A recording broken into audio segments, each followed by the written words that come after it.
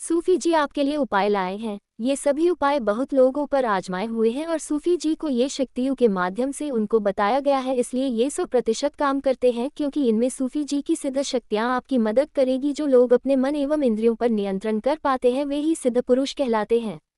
जिनके घर में किसी भी व्यक्ति की अकाल मृत्यु हो गई है। अकाल मृत्यु का अर्थ जब कोई व्यक्ति भूख से तड़प कर मर जाता है, किसी हिंसक जानवर द्वारा उसकी हत्या कर दी जाती है, या फिर किसी जहरीले पदार्थ के सेवन से व्यक्ति की मृत्यु हो जाए, फांसी लगाकर पानी में डूबकर उसकी मौत हो जाती है, तो इसे अकाल मृत्यु कहा जाता है। या उसको जबरदस्ती मौत मार दिया जाता है और वह उनको दिखता है, घर वालों को या पड़ोसी या रिश्तेदार या उनसे प्यार करने वालों को दिखता है, या परेशान कर रहा है, या कुछ कहना चाहता है और आप उससे डर रहे हैं या समझ नहीं पा रहे हैं वो क्या कहना चाहता है, या वो आपको ठीक से नहीं दिख रहा है। ये उपाय उसको ठीक करेगा और उसको शांत भी करेगा और वो अपनी बात आपको ठीक से बताएगा। अगर कुछ कहना चाहता है तो वो सपने में आकर आपको बोल देगा। कोई किसी तरह की परेशानियां ना उसको होगी ना आपको होगी। ये उपाय करने से किसी की भी अकाल मृत्यु हो गई है, पुरुष महिला बच्चा बच्ची बुजुर्ग सभी के लिए है। आपको करना ये है, एक मिट्टी का दिया लेना है, उसमें चमेली का तेल डालना है, पीली सरसों और काली सरसों लेना है, 1.25 मीटर काला कपड़ा लेना है और 11 जेफल लेना है और उनको काले कपड़े के ऊपर रखना है। दिया भी तेल और बत्ती लगाकर तैयार कर लेना है। दोनों सरसों भी अब घर की उस जगह जहां वो दिखता है, ज्यादातर हमें एक कोने में इसको रखना है। सबसे पहले काला कपड़ा डालना है, फिर उसके ऊपर दिया रखना है।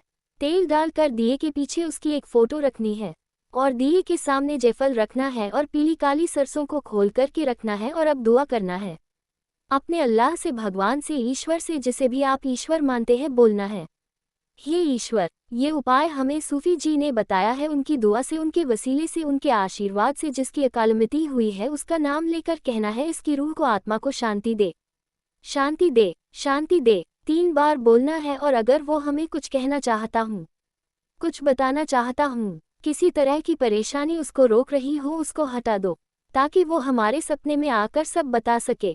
उसको किसी तरह की परेशानी हमसे हो रही है या वो हमसे गुस्सा है, वो शांत हो जाए और हमसे अपनी बात कहे।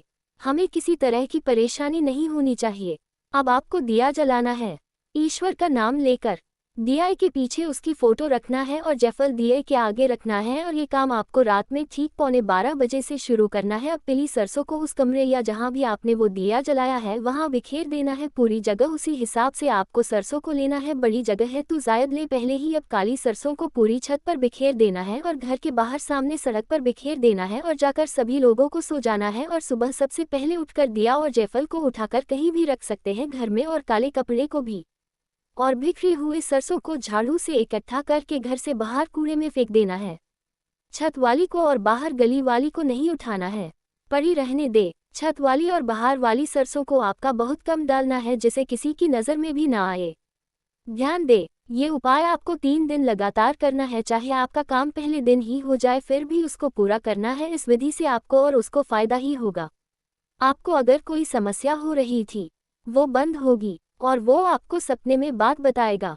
अगर आपको फिर कुछ बताया जाए लेकिन आपकी समझ में ना आए या आपको वो सही से समझा ही ना पाए, अगर 3 दिन तक भी समझ में ना आए पर दिख रहा है जो कहता है वो समझ नहीं आ रहा, तो आपको टेंशन नहीं लेना है। आपको सूफी जी को कॉल करना है, तो सूफी जी से बात करें, आपका समाधान किया जाएगा। शक्तियों के माध्यम से आपको पूरा सहयोग किया जाएगा।